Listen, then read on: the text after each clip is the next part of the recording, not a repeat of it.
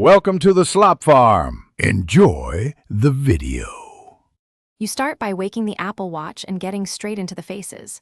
Press firmly on the current face.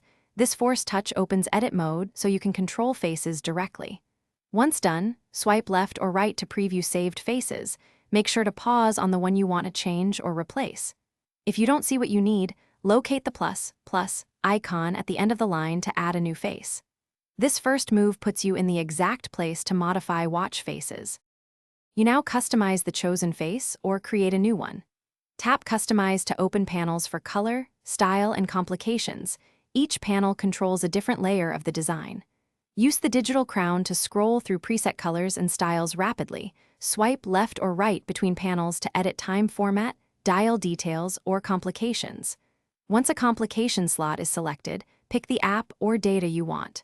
When finished, tap the face or press the crown to save your edits and return to the watch. Finally, set the face and confirm everything works.